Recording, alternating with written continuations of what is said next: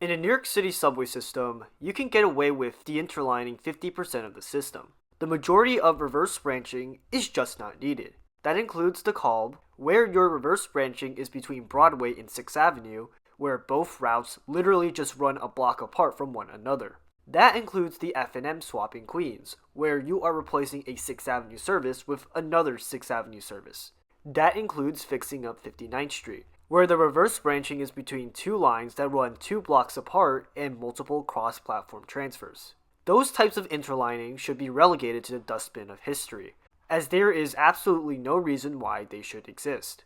And then you get to the other 50% of the system, or the case studies, where there are ample reasons for interlining and de-interlining. In this video, we will get to the biggest case study, de-interlining the IRT. More specifically, de-interlining White Plains. I know I talked about this in the reverse branching and 2nd Avenue Subway Bronx branches video, but I felt like that is not enough. I want a full video detailing the merits and ugly truths on de-interlining the IRT. The city can spend $2 billion to de-interline the IRT, which means swap the 3 and 5 in the Bronx and Brooklyn, fix Rogers, 142nd, and Mott interlocking. You would get the capacity output you are looking for. But is it worth it? Today, I will summarize the main arguments for de-interlining and against de-interlining, and then add any commentary I feel like the mainstream is missing. The pro side focuses mainly on capacity. After all, the corridors that the IRT goes through is the most congested in not only New York City, but in North America. The Lexington Avenue subway serves 1.3 million people per day, while the 7th Avenue line serves 1.1 million people per day. Any increase in capacity would be a boon to the 2.4 million riders who ride either trunk line, as it is common for riders to skip 2 or 3 trains before finally getting on the train that maybe has room for 1 or 2 more people. The pro side also focuses on reliability. After all, Mott interlocking isn't the greatest junction to deal with, as trains constantly get delayed here. Here is a graph with how variable the runtime is between 2 stations. The taller the bar, the more variable the runs are, which means the trains are not reliable in this section. And some of the tallest bars are located in Mott interlocking, just showing how bad the junction is. The con side focuses heavily on the preference for Lexington-bound service. White Plain riders like their Lexington-bound service. And if you take that away, that is a non-starter. A great example is when the MTA attempted to swap the 2 and 5 in 2000, and that failed, because again, White Plains and Dyer love their Lexington service. Another con is the crowding at 149th Street Grand Concourse. By cramming tens of thousands or possibly hundreds of thousands of commuters at 149th Street Grand Concourse, that is going to be a disaster. Take Roosevelt Avenue, where 7 train commuters transferred to QBL. Then combine that with the local riders transferring here for an express train. Even though there are probably fewer riders that transfer here than, say, 149th Street Grand Concourse will, the complex is already a mess. The reason why the 7 express train skips this station is because the MTA does not want even more people transferring here. So the stations on White Plains act as load spreaders, and that is necessary if you don't want hordes of people transferring here. Transferring can also delay trains, which can contribute to the variability graph that I showed earlier to be higher. Finally, there is the balance argument. The I&D concourse line parallels Jerome, which means any de-interlining equals over-serving Jerome. Meanwhile, White Plains runs through neighborhoods that are not really double served by other lines, because the I&D second system did not go through. This means that it is justified for White Plains to get 2 services, while Jerome only gets 1. Right now, I don't think the IRT should be de-interlined. I think the 3 main de-interlining projects that should be done are the F&M swap in Queens, the Colb, and 59th Street, which also has the added benefit for de-interlining Fulton. Ridership is down, so the need for capacity isn't rearing its ugly head. But in the future, when ridership starts surpassing 2015 levels, I think we should seriously consider de-interlining the IRT. Capacity is the main argument. Currently, Lexington runs 24 trains per hour, but with de-interlining it could be 30 to 33 trains per hour, or a 25 to 38% increase in capacity. The 7th Avenue line runs at 20 trains per hour, but with de-interlining, it could be 30 trains per hour or a 50% increase in capacity. This would be a boon to IRT residents who currently ride some of the most congested rail corridors in the entire country. And no, 3-minute headways are not enough to serve Lexington. And if you seriously think that, please take Lexington during rush hour. Lexington and 7th Avenue are two of the worst places to cut capacity. And I don't think 30% of capacity deleted is a little. Another reason why I lean towards IRT de-interlining is because most of the arguments against it do not resonate with me. The most common one, which I mentioned earlier, is that White Plains has a high demand for Lexington service. That is true, but my question is, who gets it? And get this, who gets it reliably? What do I mean by reliable? Well, the 5 skips 7 stations on White Plains, which means that during the busiest time of the day, or rush hour, Lexington service isn't even accessible. And forget north of East 180th Street because the 5 runs so infrequently. Yes, on paper it says the 5 will show up, but out of the dozens of trips I was on in the Bronx, most commuters on northern White Plains opted to take the 2 down to East 180th Street as 5 service there is guaranteed to be more frequent. And it is no secret why they do it. The 5 runs every 12 minutes there during rush hour. So you're bound to take the next 2 train down to East 180th Street to take the more frequent 5 there, or vice versa. So if you use that, there are only 3 stations, Grand Concourse 149th Street, 3rd Avenue 149th Street, and East 180th Street that get reliable service to Lexington. And under literally anyone's de-interlining proposals, Grand Concourse gets Lexington service. So in reality, only 2 stations will lose its access to the east side. That represents only 22% of riders on White Plains. The 78% of people who want that Lexington service need to do this thing called transferring. You know, the thing where you get up, exit a train, and get onto another train. I really don't get why interlining advocates use the phrase forced transfer, because 78% transfer if they want Lexington service. It isn't forced when the huge majority of riders do it. And some of you will correctly point out Dyer getting full-time Lexington service. But even if you factor it in, it is still a minority at 31%.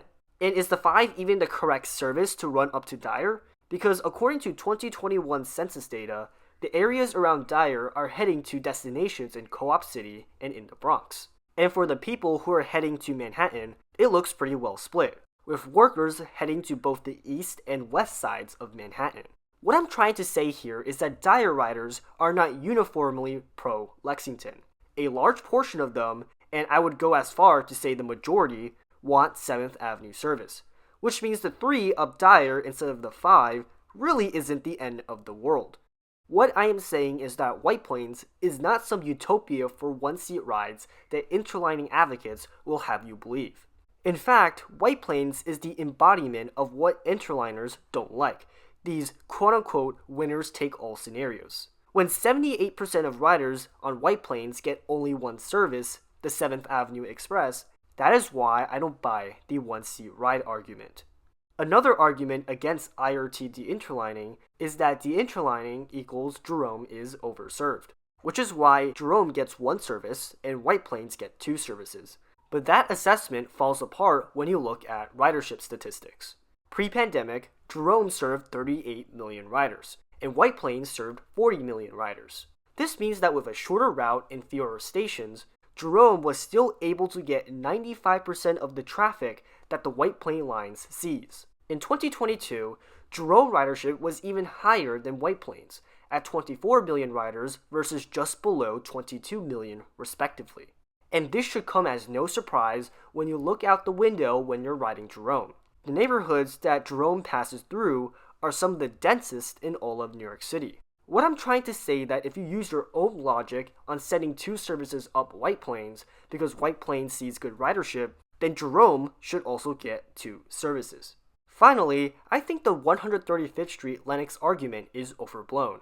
Interlining advocates would have you believe that 135th Street would get dangerously overcrowding, until you see a typical station on Lenox sees 4 to 6 times that of 145th Street and 2 to 3 times that of 148th Street. What I am trying to say is that no, 135th Street won't be dangerously overcrowded. There are stations in Midtown that see more traffic than what 135th Street will see, and they have managed just fine. Now, there are other arguments that I think that are extremely half-baked and should be laughed out of the room. And if I started doing that, I am going to go down a rabbit hole, so I'm going to stop here. However, although I think a ton of arguments that interlining advocates spew is complete nonsense, there are two that I think deserve some oxygen, so I will address them here. The first one is rather obvious, 149th Street Grand Concourse. Although 78% of riders on White Plains transfer if they want Lexington service, where they will transfer is a big question. Today, some of them transfer at East 180th Street, while others transfer at 3rd Avenue, and some transfer at Grand Concourse. This helps spread the transferring load. Now, if you consolidated the transfer at 149th Street Grand Concourse, it would definitely make the station more crowded. And obviously, that is going to create some big problems. The last thing you need is another Roosevelt Avenue. But do I think the station would be in apocalypse, which is what interlining advocates would have you believe? No, and here is how. In my view, delays from transferring and delays from trains are not the same thing. One thing can't be controlled while the other is subjected to chance. What I, and literally every other de-interliner mean, is doing two things. Number 1, expand 149th Street, rebuild certain portions of it, either cover up the center track of the Jerome Avenue platforms or expand the island platforms. Add new stairs and escalators. Numerous cities have done this, including New York City. And get this, done it successfully, where large volumes of passengers shuffle through and don't impact service. The second thing I would do is to add platform controllers at 149th Street.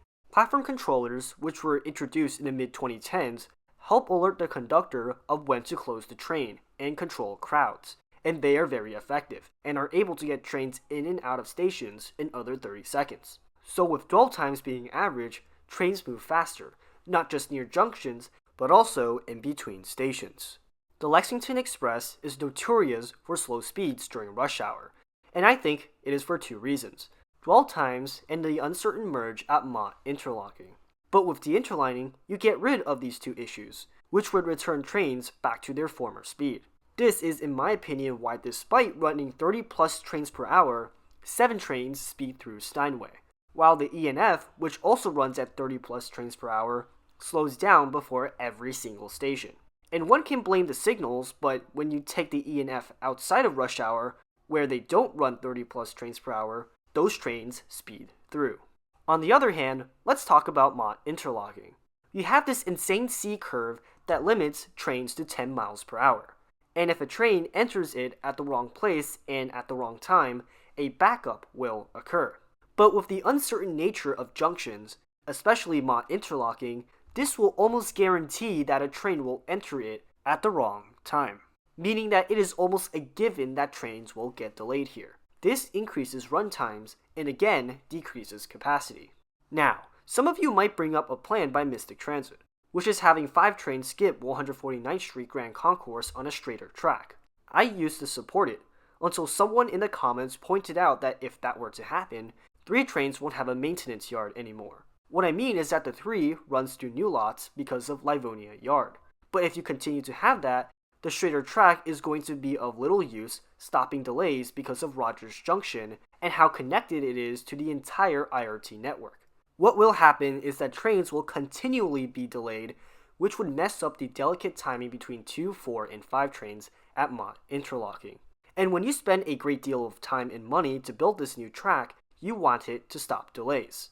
This is why rerouting the 3 via Nostrand is necessary, and Mystic recognizes that. But reroute the 3 via Nostrand and you lose access to that maintenance yard. So what will happen is that Lenox needs to convert back into a maintenance yard. Also, we need to fix up the junction at 142nd Street, as that also fouled trains too. But even so, what Mystic proposed is doable. So why don't I support it? Well, outside the 3 train yard issue, the reverse branch and combined system of White Plains isn't really going to increase capacity by much, as it still cements the fragile timing of White Plains. Also, I view de-interlining as an alternative to extending the 2nd Avenue subway to the Bronx, and we need to send every train up to the Bronx before we extend the 2nd Avenue subway to the Bronx. With Mystic's plan, only half of 7th Avenue's capacity is going to be used towards the Bronx, so I cannot support the plan. Maybe as a short-term plan, but I can see it quickly being abandoned after the Bronx needs more capacity. Finally, if you see where the track is going, it is going under Metro North in some dense buildings. Not to say that it is unfeasible, but this is going to be more expensive to pull off than simply expanding 149th Street Grand Concourse. And all of it for less capacity and the delicate timing of 2, 4, and 5 trains? I might pass. Okay, so where was I? Oh yeah, explaining why delays from transferring and delays from trains are not the same thing. So delays from transferring can be managed and solved, like platform controllers and expanding 149th Street Grand Concourse. But delays from trains cannot be solved, as it is a cycle. You don't want trains at a certain time in a junction, or that messes up the flow. But with those types of junctions, you are bound to have a train that will end up at the wrong time, which would impact train speeds and frequencies. And when you're running 30 to 33 trains per hour, it is only going to be more common. This is why I view 149th Street Grand Concourse as a necessary evil, because the alternative is capacity getting deleted to a huge extent. The final point I would like to make is politics. Interlining advocates had the strongest counterpoint here, mainly riders like the 5 train. And that is correct. Which means removing the 5 train equals riders getting mad, which would stop the entire project altogether. Riders were right to be mad in 2000, when the swap was proposed. When the MTA weren't willing to put up a fight and try to win over riders, expect a backlash. So for the MTA to get support, I argue that de-interlining the IRT is the last project the MTA embarks on. Why do I say that? Well, I want the MTA to have examples of where de-interlining has succeeded. This means first, de-interlining to Kolb and swapping the FNM. These two are by far the easiest de-interlining projects the MTA can do. By doing it, the MTA can show de-interlining is actually pretty good, and riders would see the benefits. Then the MTA can work on de-interlining the 59th Street Junction, which would also somewhat fix up Fulton. This again will show the successes of de-interlining. What I am saying is that in order to win over riders, make sure riders see it. And riders will see it because some of the best services in the system, the L, 1, 6, and 7, are all de-interlined. And having written all 4 lines, I can confidently say I can back up that statement, though the 6 is a bit too slow for my taste. Say that you pretty much got 55% of the system de-interlined, which is as far as I would go before IRT de-interlining. So what do? Well, first, de-interline Nostrand. Nostrand is much easier to de-interline than White Plains, as it only runs 1/3 the distance of White Plains in Dyer, meaning that extreme crowds the like of 149th Street Grand Concourse won't materialize. It also helps that Franklin Avenue is a cross-platform transfer, whereas 149th Street Grand Concourse is not. And a cross-platform transfer is one of the best transfers you will get. A bonus point is when the Utica Avenue subway gets constructed, where the MTA can use it as an excuse to switch train routes, which it has done in the past. Sometimes good, sometimes horrible. Finally, after Nostrand de-interlining is almost finished, that is when you can turn your attention up to White Plains. I would first get a few pilot programs during the weekends to see how it can be done. Then I would expand that pilot program to a Friday and make it recurring. Finally, when the coast is clear, expand it to 24/7 operation. What will happen is that riders will get mad for a week, then will embrace it. In short, de-interlining is going to be a continuous process. I know that there are some de-interliners that will want to implement this all at once, and that is crazy because it will lead to nowhere. You will not be able to explain all of the changes to the average rider. So what you do is to do targeted swaps so that you are able to convince riders much better. I can say to the average rider, partially de-interline QBL. They won't understand a thing. But if I say swap the FNM, which is what partially de-interlining QBL is, they would understand it and be way more supportive of it. Then you use those successes to justify a few de-interlining projects that are slightly harder to complete. 59th Street comes in as an example. Again, same strategy here. Get a pilot in during the weekends, advertise it as a swap, and this is key, ignore the loud minority. Once the changes are up and running, people are going to get mad for a week, and then it is dead silence. The Christie Street connection famously got people mad, but that anger faded when riders recognized how important that connection was.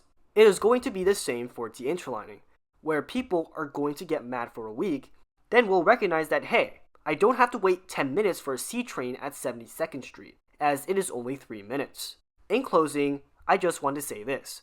IRT de-interlining is not either or. I feel like people are divided into two camps on this. IRT de-interlining is good, and IRT de-interlining is bad. I used to be in that IRT de-interlining is horrible category until I decided to do more research than constantly listening to phrases like forced transfer and capacity. I hope this video serves as a reminder that IRT de-interlining is not all bad or good. Is it hard? Yes, very hard. But there are a ton of mitigating factors, which is why I say I lean towards de-interlining, not fully support de-interlining. Anyways, this marks the end of this video. I hope that this video gets you to revisit your de-interlining plans, and again, if you're feeling salty and want to roast me in the comments, come with the facts and roast me for what I said. Otherwise, I'll see you in the next video.